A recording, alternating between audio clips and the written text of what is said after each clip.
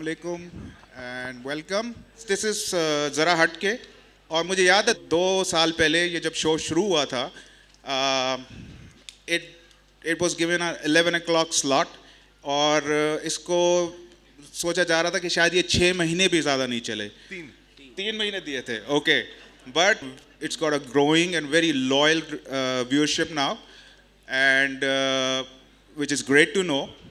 And let's introduce the people, the main faces, the main voices, the main brains behind Zara Hatke. I'll start with Wusatullah Saab. Wusatullah is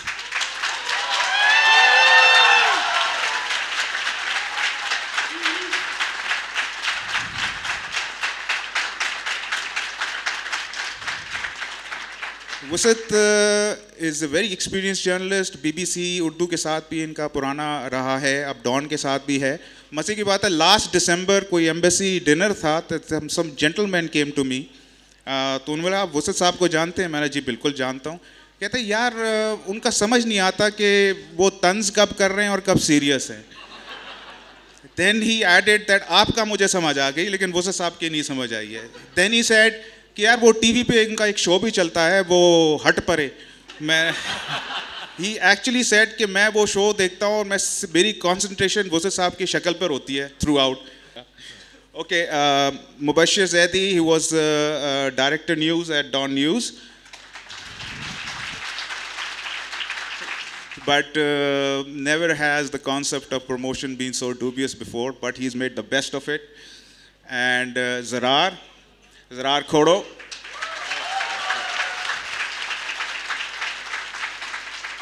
I first met Zarar back in the early 1990s.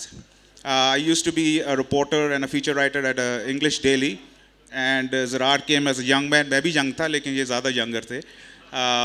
He came in as an internship पर आए थे, internee आए थे, and the day he walked inside the room, the पहली चीज़ मेरे दिमाग में आई Woody Allen. And he hasn't disappointed me. He's got a fantastic sense of humor and wit. He's very well informed. And और ज़रार अंग्रेज़ी बहुत अच्छी बोलते थे और सिंधी बहुत अच्छी बोलते थे, उर्दू ज़रा 19-20 थी। लेकिन it is remarkable now watching him do such a successful show. Let's start with the questions. I'll start with Zarar. Zarar, I remember जब ये शो आप शुरू कर रहे थे, right in the beginning, you were very skeptical as well. जैसे यार ये 3 महीने भी नहीं चलेगा, 6 महीने नहीं चलेगा, but it has survived and survived pretty well. So what? Because Zara Hatke is definitely compared to all the other मारधाड़ शो जो होते हैं हमारे टीवी पे, टॉक शोज के नाम पे, उससे काफ़ी वाकई हटके है। तो how did you guys survive? When the show started, I tweeted कि ये 3 महीने चलेगा। ऐसी कोई बात नहीं थी, लेकिन मैंने अपने आप को सेव किया था कि अगर 3 महीने के बाद बंद हो गया, बिकॉज मेरा कॉन्ट्रैक्ट 3 महीने का था, तो ज़्यादा जिल्लत ना हो बाजार में। तो you know, this is what they call ना जर्नलिज्म में कि यार अगर आपको नहीं पता कह दो अकॉर्डिंग टू सोर्सेज। तो ये वो था। अच्छा, मैं एक तस्वीर लूंगा एज सबूत, क्योंकि मैं घर वाले नहीं मानेंगे कितने लोग आए हैं सुनने के लिए। Raise your hands. Raise your hands. Thank you. There's an interesting story behind the name of the thing also, because आपको पता है डॉन न्यूज़ में हमें मीटिंग्स का बड़ा शौक है। दीवार का रंग क्या करना है, उसकी 4 दिन मीटिंग चलेंगी कि नहीं। I think that dawn should be blue, कोई कहेगा नहीं ग्रे। Point is कि पहले हम कहते थे कि नाम क्या रखे, तो एक था अकले कुल, and then Shakeel Masood came up with ज़रा हटके, and I'm like excellent, you know, तो ये कर जबरदस्त।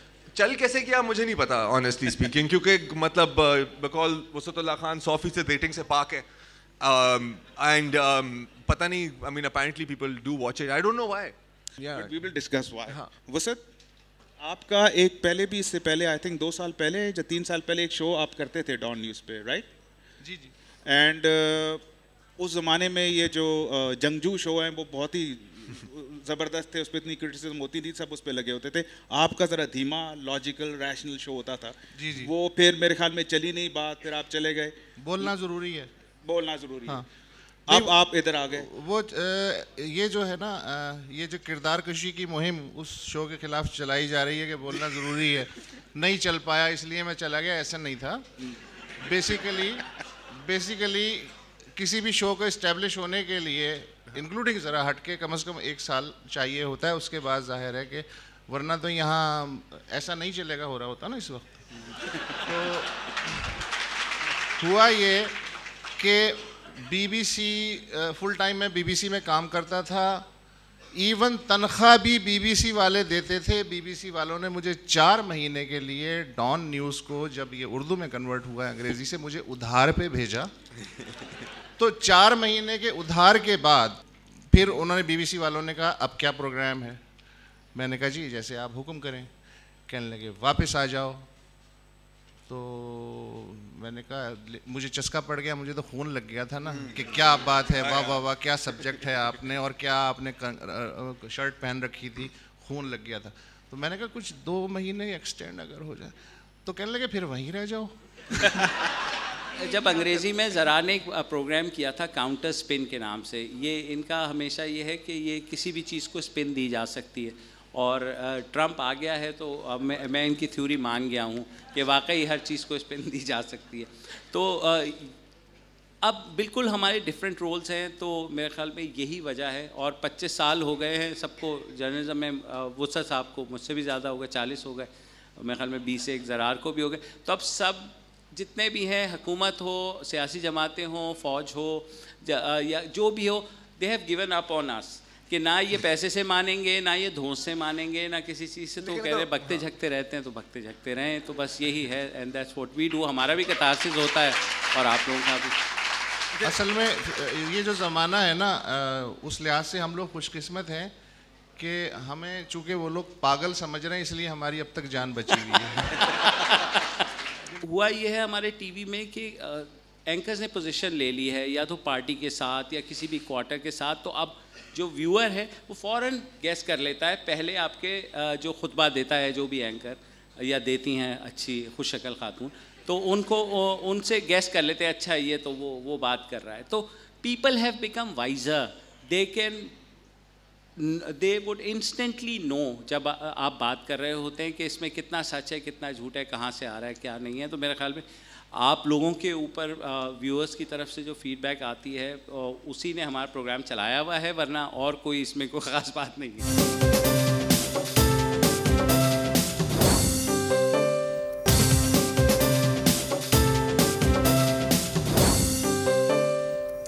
Okay, Zarar, you guys do on Zara Hutkin, especially you is तो तुम लोगों ने शुरू की थी कि फेक न्यूज़ फेस तस्वीरें जो लगा देते हैं कि जनाब आपने कोई हॉलीवुड फिल्म की तस्वीर लगा के बोला कि देखो यार बर्मा में क्या हो रहा है जफराल। तो ये अब मेरे ख्याल में उसकी ज़्यादा ज़रूरत पड़ गई। And I can say long you guys did it long before ये फेक न्यूज़ का फिनोमेना अब आया है। Yeah, नहीं, that's a particular obsession of mine. And it's becoming very very hard to do, क्योंकि अभी इनफैक्ट ये अगले रोज़ ही एक आर्टिकल पढ़े थे वैनिटी फेयर का, in which you can actually morph people's videos in real time, कि जैसे मैं यूँ बोल रहा हूँ तो मुझे यूँ करा दिया, and then they can take my audio and जो मैंने चीज़ें कहीं भी नहीं, you can type them and you can say it. There are very simple tools to do it, लेकिन problem ये है कि the energy needed to create BS and the energy needed to debunk BS is about 20 times. Donald Trump के बारे में एक पोल आता है कि लोग समझते हैं कि तुम्हारे बाल बहुत ही मनूस हैं, वो कहेंगे फेक पोल है, ठीक है। तो I mean ये तो it's become a joke now. And अब जिस सोफिस्टिकेशन से किया जा रहा है, बिकॉज एक 2-3 चीज़ें होती हैं। आई मीन कहते हैं ना कि कामयाब झूठ के अंदर ना आपको 2-3 कतरे सच के भी मिलाने होते हैं ताकि वो थोड़ा सा स्वॉलो हो जाए। तो ये भी यू सी अब रिसेंटली आई थिंक वो कौन सी स्टोरी थी, हाँ BBC की जो रिपोर्ट आई थी पार्क लेन फ्लैट्स के बारे में। तो फिर एक फिक्टिशियस रिपोर्ट आई थी APP में कि जी BBC ने एक इन्वेस्टिगेशन लॉन्च कर दिया, तब उसके अंदर बैकग्राउंड भी देंगे और 2004 में एक BBC रिपोर्टर ने ये किया था ताकि उस खबर में थोड़ा सा वजन आ जाए। दैट इज स्टिल फेक, लेकिन it is a better fake. So it's good to see कि क्वालिटी तो कम से कम फेक न्यूज़ के ऊपर जा रही है, and that's I am happy about that. जहाँ तक सैटायर की बात है यार, मैं तो कहता हूँ अब सैटायर मतलब नामुमकिन हो गया है, क्योंकि अनियन की न्यूज़ हेडलाइंस और एक्चुअल न्यूज़ हेडलाइंस में कोई फ़र्क नहीं है। एटलीस्ट अमेरिका को आप देख लें या कहीं को भी देख लें, ट्रम्प के आने से जो है मेरा ख्याल है कि सबसे ज़्यादा जो नुकसान है वो स्टैंड अप कॉमेडियंस को हो रहा है। अब क्यों सुनेंगे वो? Because I mean, how do you satirize Trump? It's not possible. मैं तो खुश हूँ कि मैंने 10,000 रुपए कमाए थे वसतुल्लाह खान से। हाँ, हमारी शर्त लगी थी, मैंने कहा ट्रम्प आवे ही, लाइक वो कभी नहीं आएगा, हिलरी यू नो कदम बढ़ाओ, हम जब तुम्हारे साथ है। तो मैंने कहा शर्त हो जाए, तो फिर on air I took the money. इनका ख्याल था कि मैं वापस दूंगा, लेकिन मैंने अभी तक नहीं। अच्छा वो सर, मुझे आप उस पर कमेंट दे, जो मैंने एक किस्सा सुना है। वो साहब मेरे पास आए थे और कहते थे कि मैं ज़रा हट के सिर्फ वो फोकस वो साहब के फेस पे करता है कि वो सच बोल रहा है जो झूठ बोल रहा है। तो do you want that sort of image to come, कि लोगों को पता नहीं चले कि आप तंज कर रहे हैं या आप कोई चीज़ सीरियस बोल रहे हैं, या ये एडवांटेज है या ये डिसएडवांटेज है?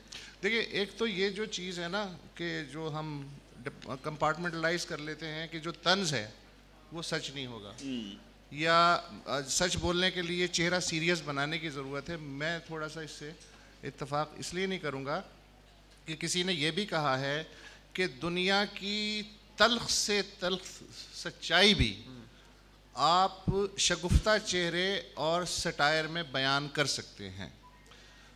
अब दूसरी बात ये कि ट्रेजेडी ये हुई है इस मुल्क में, जिस तरह हमारा गला घोंटा गया है पिछले 35-40 साल के अंदर, कि हमारी सोसाइटी से मजाक और जो तंज है वो समझने का जो IQ होता है, जो एक आम पान वाले और सिगरेट वाले और तांगे वाले का भी बड़ा ज़बरदस्त हुआ करता था, अचानक से इतनी घुटन पैदा हो गई है हर तरफ से कि वो IQ वैनिश हो गया है।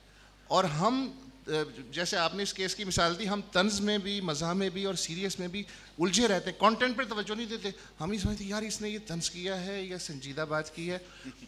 मेरे देखते ही देखते पिछले, आप अगर 2 साल का रिकॉर्ड उठा के देख लें, अपने SMS चेक कर लें, 2 साल या 3 साल पहले तक मुझे रोज़ाना 5-6 लतीफ़े कहीं ना कहीं से आ जाते थे, घूमते घामते मैं भी आगे फॉरवर्ड कर देता था।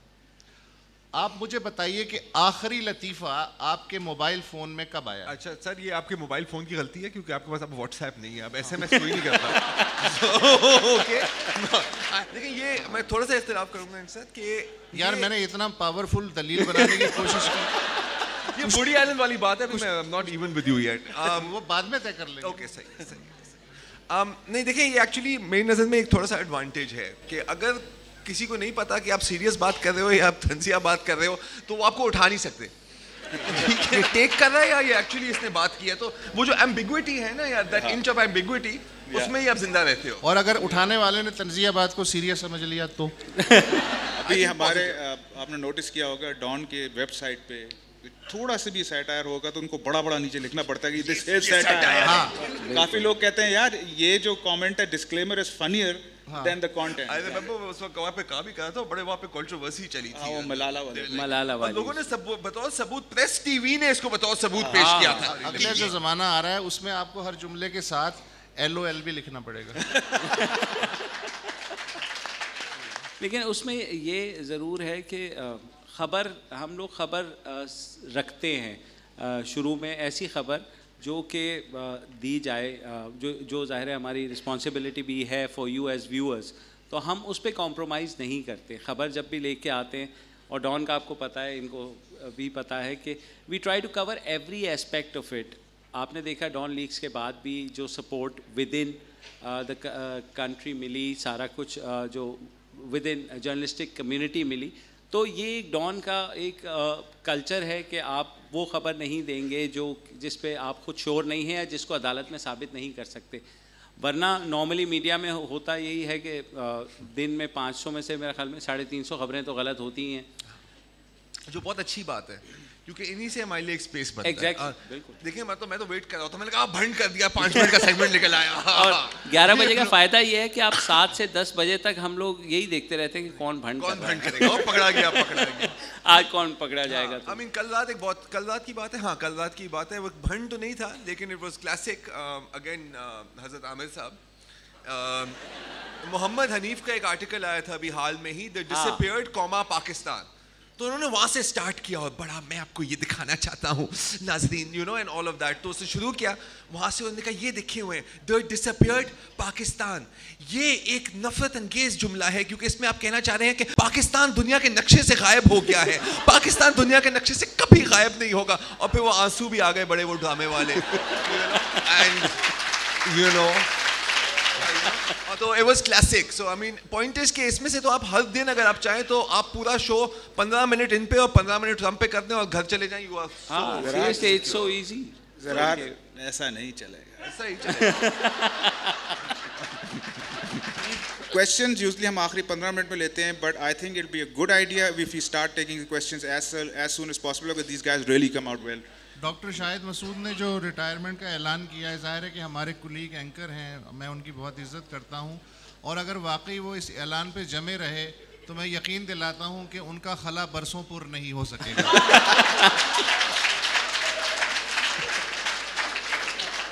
अब ये सीरियस बात है या तंज है? किसने I don't know. नहीं I don't know. वो चलता है. थोड़ा इधर थोड़ा उधर.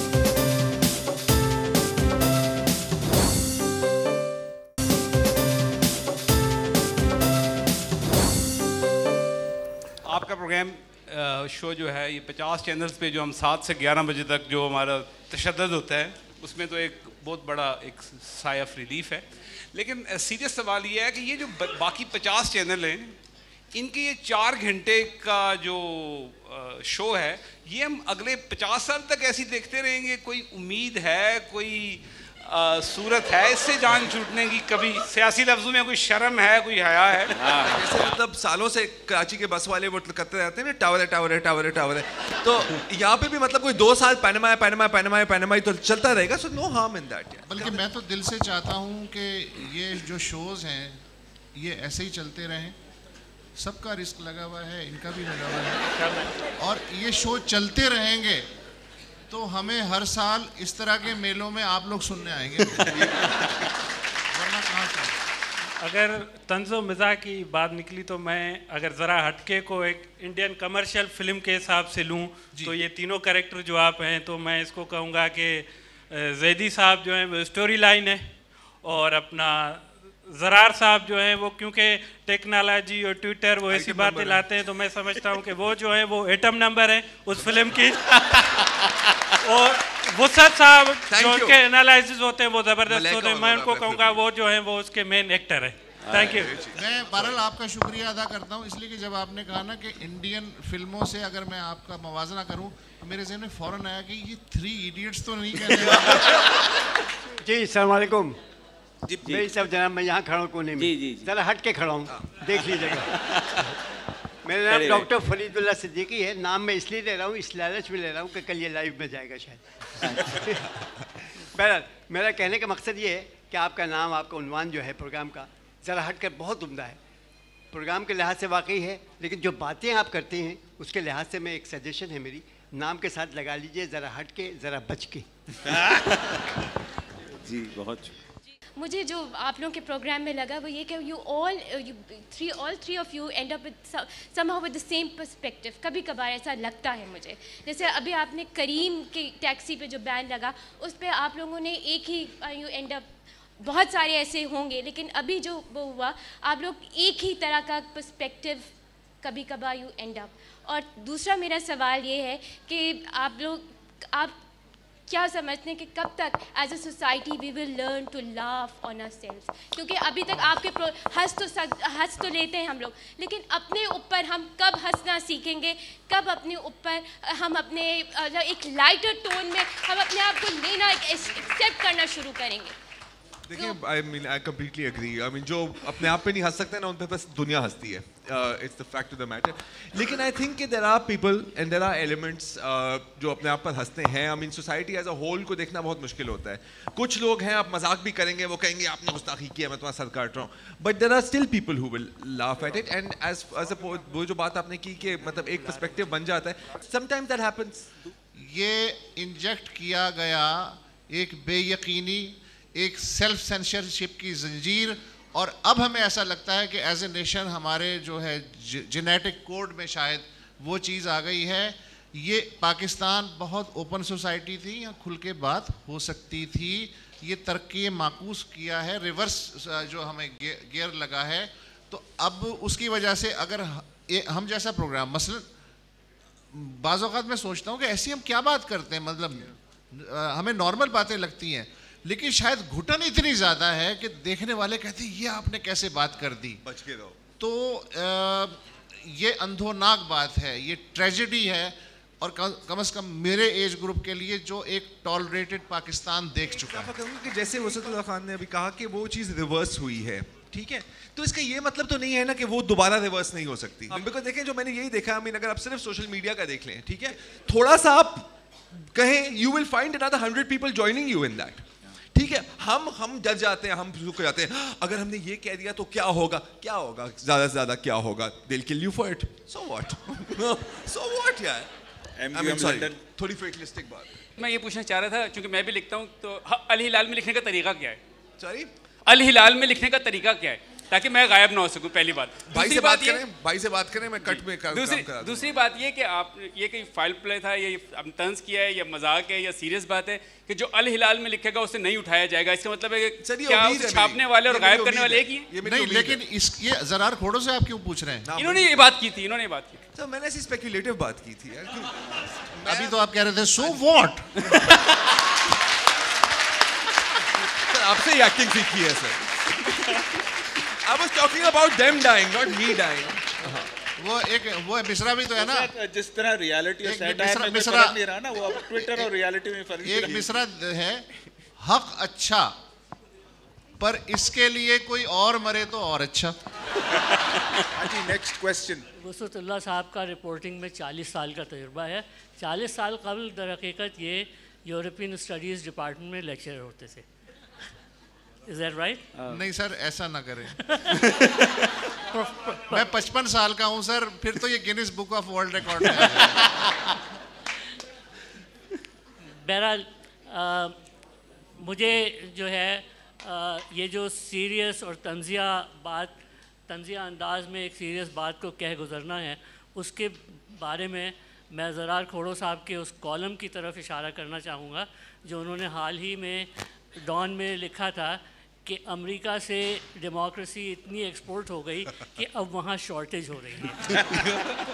तो मैं दावत दूंगा आप तमाम लोगों को जिन्होंने वो कॉलम नहीं पढ़ा कि एक दफ़ा ज़रूर पढ़ा।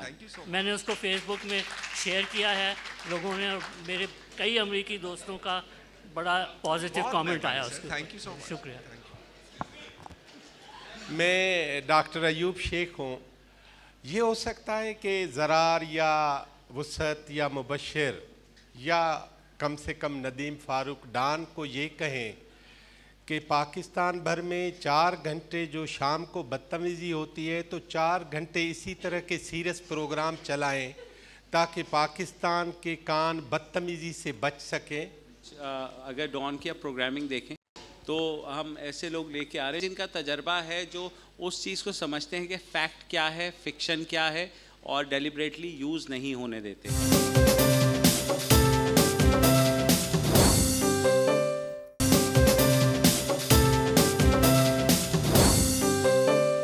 अस्सलाम वालेकुम, हमज़ा बलोच, कराची यूनिवर्सिटी DSF से मेरा ताल्लुक़ है। मुझे आप लोगों से ये पूछना है कि जब ये ब्लॉगर्स एबडक्ट हुए थे या मिसिंग हुए थे, तो उस वक्त जब मीडिया पे आप लोगों ने आवाज़ उठाना शुरू की थी, तो शुरू में तो हम सब सहमे हुए थे, लेकिन फिर हमने सोचा कि हमें भी ज़रा कुछ बोलना चाहिए और एहतजाज करना चाहिए। हम निकले थे आर्ट्स काउंसिल और प्रेस क्लब पे। तो उसके बाद फिर एक बहुत धमाकेदार शो हुआ था जिसमें कि कल्चरल आइकॉन शीमा किरमानी को भी उसमें टारगेट किया था। तो हम लोगों को ये मशवरा दिया गया कि भाई जो ज़रा हटके पे बैठ के बोल रहे हैं और जिनको टारगेट किया गया शीमा जी को, तो ये वो एक कल्चरल आइकॉन है, इनके पीछे डॉन खड़ा है, तो इन सब के बालों पे सफ़ेदी आ चुकी है, तुम लोग धड़ लिए जाओगे, बेहतर है कि खामोश रहो, ये लोग बोल सकते हैं, तुम लोग नहीं बोल सकते। तो आप लोग, हम मतलब आप लोगों का इस पे क्या मानना है, आप हम लोगों को क्या मशवरा देंगे कि आया बोलने के लिए किसी इदारे का पीछे खड़ा होना या कल्चरल आइकॉन होना ज़रूरी है, या हम लोग भी बोल सकते हैं और बोलना चाहिए कि नहीं? एक नुस्खा है जिसे हर एज ग्रुप का आदमी इस्तेमाल कर सकता है अगर इस्तेमाल करना चाहे, कि एक तो आपको ये अंदाज़ा है कि कुछ भी कह लें, इस्टेब्लिशमेंट कह लें, non state, with in the state non state actors कह लें, कुछ भी कह लें, एक तो उन्होंने कुछ सर्टन गोल्स या रेड लाइंस जो हैं बिछाई हुई हैं कि इससे आगे कोई क्रॉस करेगा तो हम उसे देख लेंगे। अच्छा, वो रेड लाइंस हैं, लेकिन ये ऐन मुमकिन है कि उनकी जो रेड लाइंस हैं वो इतनी बड़ी ना हो जितनी बड़ी हमने महसूस कर ली है अपने जहन के अंदर कि अच्छा वो अगर ये कह रहे हैं कि बैठ जाओ तो मैं ये समझूं कि वो ये कह रहे हैं कि लेट जाओ। हो सकता है वो कह रहे हैं बैठ जाओ और मैं कहूँ नहीं यार बैठना मुनासिब नहीं है, मेरी बड़ी बात बन जाएगी अगर मैं लेट जाऊं। तो रीड कीजिए कि वो क्या चाह रहे हैं, उससे एक्स्ट्रा करके आप कुछ नहीं कर सकते। उससे एक्स्ट्रा करके आप अपना जो रहा सहा स्पेस है वो लूज करते हैं। तो स्पेस को टेस्ट करते रहना चाहिए। अगर उन्होंने कहा है बैठ जाओ, आप बैठ जाएं, लेकिन उसके थोड़ी देर बाद थोड़ा सा उठ के देखें। हो सकता है कि वो कुछ ना बोले तो इसका मतलब है कि आप खड़े हो सकते हैं। तो कभी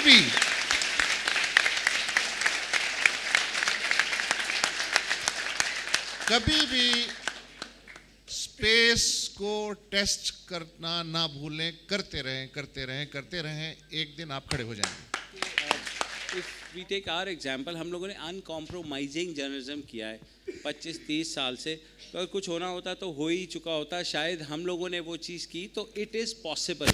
और we want you to realise कि जैसे वसत ने कहा कि there will always be limitations, there will always be problems, लेकिन आपको you have to rise above it to do whatever you want to. तो मुमताज़ कादरी के केस में देख लें कि अगर उसके ऊपर फूल की पत्तियां फेंकी गई तो वो एक डिफरेंट नैरेटिव वहाँ से चला, क्योंकि आम सोसाइटी ने उस चीज़ से पीछे हट गए डर के मारे। तो हालांकि पीपल्स पार्टी के भी पीपल्स लॉयर फोरम था, नून लीग का भी फोरम था, सारे कुछ वो वहाँ पर हो सकता, लेकिन हमने खुद अपने लेवल पे आके हर शख्स ने खुद को खोल में बंद करना शुरू कर दिया for our own individual protection. बाकी तो यार जैसे ज़रार ने कहा, तो गोली तो मुझे सड़क के क्रॉस करते हुए भी भटकी हुई भी आके लग सकती है। अगर मैं इस डर से ही अपनी ज़िंदगी में कॉम्प्रोमाइज़ करता जाऊंगा कि मुझे कुछ नहीं होगा। और हम अक्सर ये भी कहते हैं कि जो हम लोग कहते हैं कि हम इंतहा पसंदी के ख़िलाफ़ डर के बैठ जाएं, ये सोच के कि वो मेरे घर नहीं आ रही, वो मेरे भाई के घर जा रही है, मेरे पड़ोसी के घर जा रही है, तो वो एक दिन मेरे घर भी आएगी। ये बात हमें याद रखनी चाहिए। बस आप नेशनल ज्योग्राफिक के एनिमल प्लैनेट देखते हैं? हाँ, तो जो ज़ीब्रास होते हैं यार, जो बच जाते हैं ना शेरों से, वो क्यों बचते हैं? क्योंकि वो साथ भाग रहे होते हैं। जो बेचारा पीछे रह जाता है ना, वो खाया जाता है। So there is also safety in numbers, mind you. Khurrat Mirza, I am an activist. मेरा सवाल इसी हवाले से है कि आमिर लियाकत का प्रोग्राम जिस तरह चला और जिस तरह एक रिएक्शन आया, 80,000 ऑनलाइन कंप्लेंट गई और सुप्रीम कोर्ट का भी उसके ऊपर एंगेजमेंट आई। मेरा एक सवाल है कि हम एज ए व्यूअर्स या ऑडियंस जो इस तरह का प्रोग्राम देखते हैं और हमें ऐसा लगता है कि वो एक हेट स्पीच है जो इंस्टिगेट कर रही है ऐसे लोगों के लिए जो एक प्रोग्रेसिव आइडियाज़ पे बिलीव रखते हैं। सो आप लोग, बिकॉज यू आर जर्नलिस्ट, हर एक का इतना पीछे बैकग्राउंड है, आप लोगों को भी उतना ही बुरा लगता होगा जितना हमें लगता है। सो क्या ये मीडिया हाउसेस की रिस्पॉन्सिबिलिटी नहीं है कि ऐसे चैनल को कंडेम किया जाए? क्या सिर्फ आवाम को ही आना पड़ेगा या इस लाइन के इस तरफ खड़े हैं या इस तरफ खड़े हैं? आई 100% एग्री। आई मीन आपकी बात है ना, देखिए इट्स अ प्रॉफिट गेम, ठीक है? It is a business. वो आपकी मतलब कोई सेवा करने के लिए नहीं है इस मार्केट में फॉर द मोस्ट पार्ट। तो सर यही ना यार, ना बाप ना भैया, सबसे बड़ा 12 अरब रुपया। तो पॉइंट इज के they will do it until, and देखिए अभी आपने बात की पैमरा की, पैमरा ने एक्ट किया जब 18,000 कंप्लेंट्स आए। तो again what Nadeem is saying ना कि यार अगर इतना है, right to the sponsors and say कि अगर आपने इस तरह की शो की स्पॉन्सरशिप की, we will black out. Media वाले तो अभी वो दोबारा पलट जाएंगे यार, कोई नहीं पता, ये दोबारा उसी नीले पीले पे ही आके रमजान ट्रांसमिशन कर रहा होगा। That it can entirely happen. I believe it. ये नॉन आमिर लियाकत सवाल कोई? मेरा एक सवाल है, आप कह रहे हैं कि 40 साल पहले पाकिस्तान में इतना इंटॉलरेंस नहीं था, टॉलरेंस लेवल हाई था, राइट? लेकिन 40 साल पहले ही रावलपिंडी साजिश केस फैज़ अहमद फैज़ का हुआ था, तो I think that there is always a vacuum. 40 साल पहले भी वही वाला सूरत हाल थी जो अब है। तो आप इसको कैसे किस कॉन्टेक्स्ट में ले जाएंगे जब फैज़ साहब को रावलपिंडी जेल में बंद कर दिया गया था और उसमें उन्होंने लिखा भी, उनसे किसी ने पूछा कि क्या हुआ था तो उनका वो मशहूर शेर उन्होंने कहा कि वो बात सारे फसाने में जिसका जिक्र न था, वो बात उनको बहुत नागवार गुजरी है।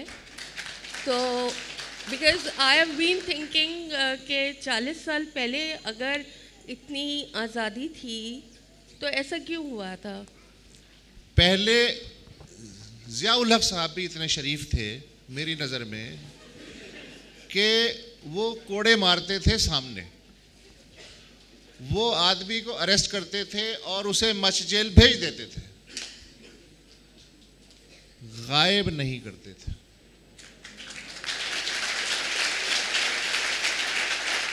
एक तो ये फ़र्क, दूसरे फ़र्क ये है कि ये मुल्क बहुत बड़ी तादाद है जिसका कहना है कि ये मुल्क इस्लाम के नाम पे बना, पाकिस्तान का मतलब क्या, ला इलाहा इल्लल्लाह, ठीक है। लेकिन 47 से लेके 77 तक इस मुल्क में मुस्लिम मेजॉरिटी उतनी ही होने के बावजूद जितनी आज है, तौहीन मज़हब के जो केसेस थे वो 100 से भी कम थे शुरू के पहले 30 साल में। 77 से आज तक आपके इल्म में है कि कितने केसेस बने? तो ये कैसे मुमकिन हुआ? तो इसका मतलब ये है कि कुछ ना कुछ तो तब्दील हुआ है जिसे हम तब्दील करने की कोशिशों में आज यहाँ जमा है, वरना हम यहाँ बैठने की ज़रूरत ही नहीं थी। मेरा नाम शराज ख़ान है। आपने सुना होगा, जैसे सब लोगों ने कहा, आप सबकी जहनी नशोनुमा की बात हो रही है आपका प्रोग्राम देखने से। हमारे जो भाई जो बंदे उठाते हैं, आप उनके लिए एपिसोड क्यों नहीं करते? क्योंकि सहाफ़ी भी उसी अंदाज से उठते हैं, एक गाड़ी आती है बंदे ले जाते हैं, जज का बेटा भी उसी अंदाज से उठता है, ब्लॉगर्स भी उसी अंदाज से उठते हैं। कोई एक एपिसोड करें, थोड़ा स्क्रिप्ट चेंज करें, खुल के बात करें, कम से कम तो आप हमारे लिए क्या चाह रहे हैं, खुल के बात करें। आप उनके लिए थोड़ा सा तरबियती प्रोग्राम कर दें कि थोड़ा स्क्रिप्ट चेंज कर लो यार, एक ही गाड़ी आती है, वही बंदे उठते हैं, हमें फौरन पता लग जाता है, थोड़ी एक्साइटमेंट रहे। लेकिन हमने इस सारी चीज़ के ऊपर प्रोग्राम्स किए, तो हम जिस हद तक कर सकते हैं वी ट्राई टू, क्योंकि जर्नलिस्टिक वे है ना, we are not police, we are not jury, we can only report the facts. लेकिन इस तरह करके हम लोग, क्योंकि हमारी रिस्पॉन्सिबिलिटी आप लोगों की तरफ है, अगर आवाम में किसी को भी कोई मसला होगा तो हम वही चीज़ उठाएंगे ना। कोई पॉलिटिकल किसी ख़ास सियासी जमात की तरफ से बात करने से या इस्टेब्लिशमेंट की बात करने से या हुकूमत की बात करने से, वो फिर आप कॉम्प्रोमाइज़ कर रहे होते हैं बेसिकली अपना जर्नलिज्म। एक चीज़ मैं बस ऐड करूँगा, आखिरी कमेंट, कि ऐसे आपने एक 2-3 वाक़या भी बयान किए हैं, जब ये भी ज़रूरी नहीं होता कि सब लोगों को एक ही किसी फोर्स ने उठाया है। This is the problem also, because जब आप एक एटमॉस्फेयर ऑफ लॉलेसनेस क्रिएट कर लेंगे, कल मैं भी किसी को उठा लूँ तो अजम्पशन वही होगी। This is the bigger problem in my view. Okay, thank you very much. Thank you.